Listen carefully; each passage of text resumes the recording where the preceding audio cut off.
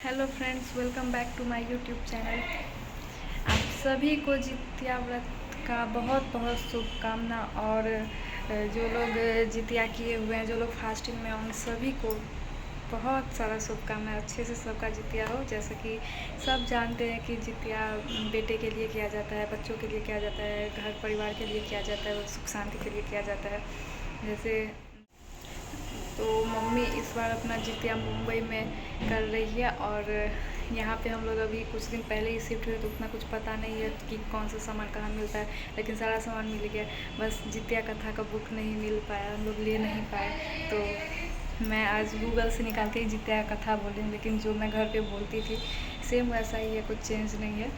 तो मम्मी के साथ बैठ के अभी मैं जितिया का कथा बोलूँगी, और देखिए आप लोग बने रहिए।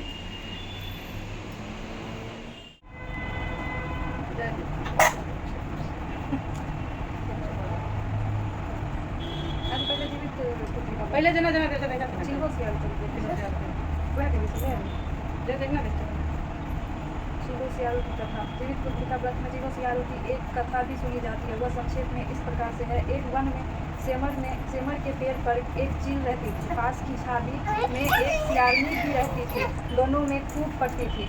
चिलो जो कुछ भी खाने को लेकर आती, उसमें से सियारनी के लिए जरूर हिस्सा रखती।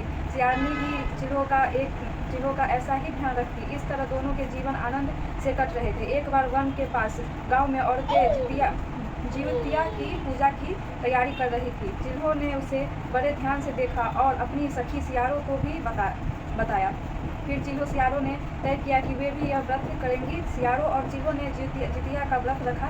बड़ी निष्ठा और लगन से दोनों दिन भर भूखे प्यासे मंगल कामना करत व्रत में रही। मगर रात होते ही सियारनी को भूख प्यास सताने लगी। जब बर्दाश्त न हुआ तो जंगल में जाके उसने मांस और हड्डी पेट भर कर खाया। चिल्हो ने हड्डी चबाने के करकर की आवाज़ सुनी तो पूछा कि यह कैसी आवाज़ है। सियारनी ने कह दिया, बहन, भूख के मारे पेट गुड़गुड़ा रहा है, यह उसी की आवाज़ है। मगर चिल्हो को पता चल गया। उसने सियारनी को खूब लताड़ा कि जब व्रत नहीं हो सकता तो संकल्प क्यों लिया था।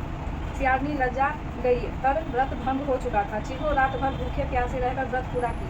अगले जन्म में दोनों मनुष्य रूप में राजकुमारी बनकर सगी बहनें हुई। सियारनी बड़ी बहन हुई और उसकी शादी एक राजकुमार से हुई। चिल्हो छोटी बहन हुई, उसकी शादी उसी राज्य के मंत्री पुत्र से हुई।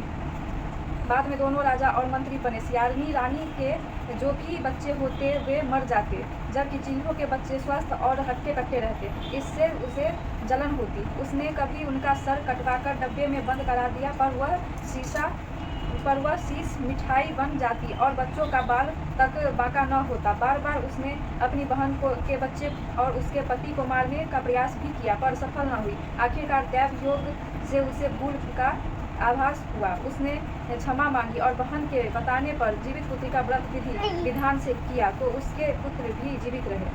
जीवित पुत्री का व्रत कथा। गंधर्वों के राजकुमार का नाम जिमुतवाहन था। वे बड़े उदार और परोपकारी थे। जिमुतवाहन के पिता ने वृद्धावस्था में वानप्रस्थ आश्रम में जाते समय इनको राज सिंहासन पर बैठाया, किंतु इनका मन राजपाट में नहीं लगता था। वह राज्य का भार अपने भाइयों पर छोड़कर स्वयं वन में पिता की सेवा करने चले गए। वन में ही जिमुतवाहन को मलयवती नामक राजकन्या से भेंट हुई और दोनों में प्रेम हो गया। एक दिन जब वन में भ्रमण करते हुए जिमुतवाहन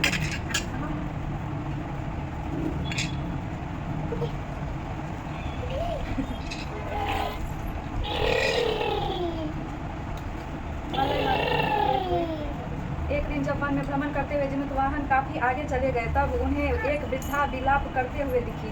पूछने पर वृद्धा ने रोते हुए बताया, मैं नागवंश की स्त्री हूँ। मुझे एक ही पुत्र है। पक्षीराज गरुड़ के कोप से मुक्ति दिलाने के लिए नागों ने यह व्यवस्था की है।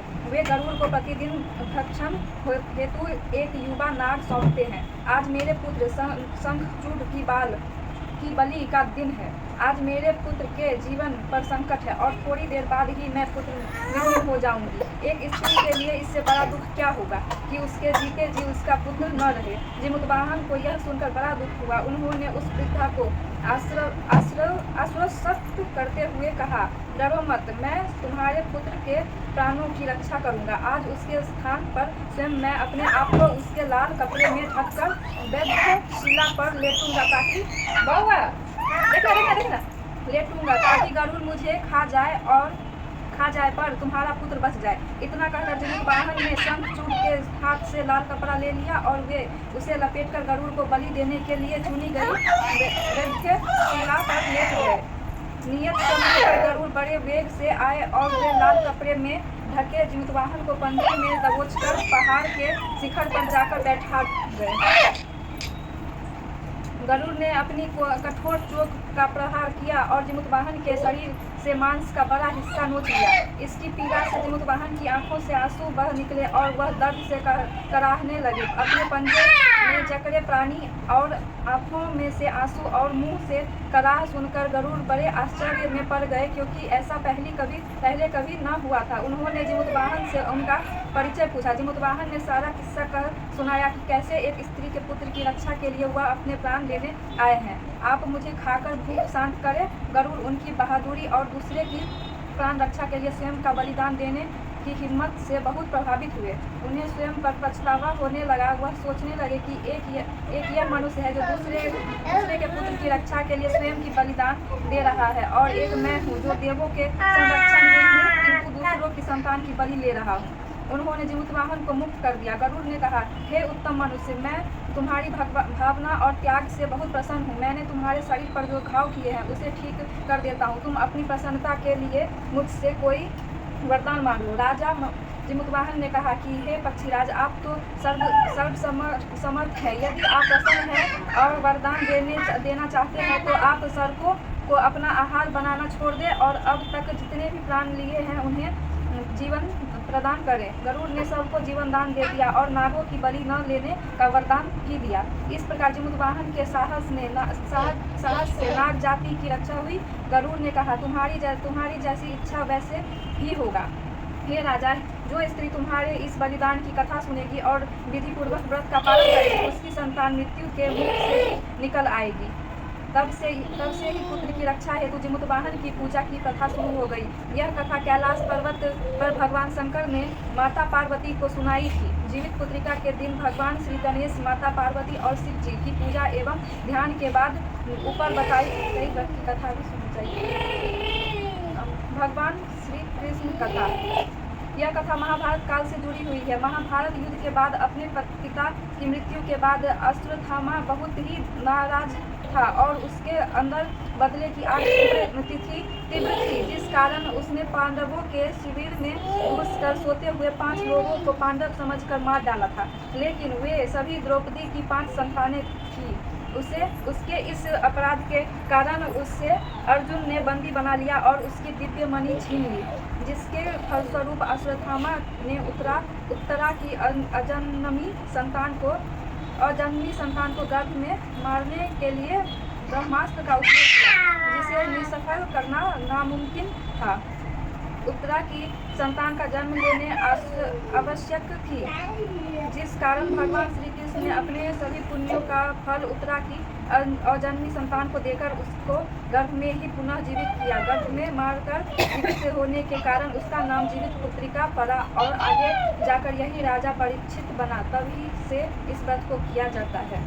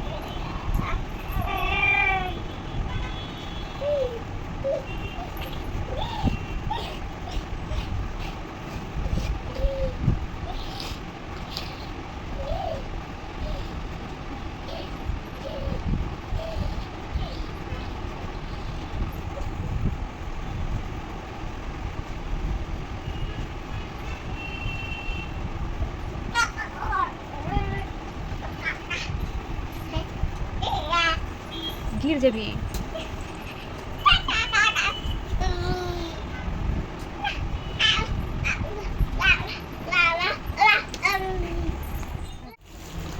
चना ले पीछे चोट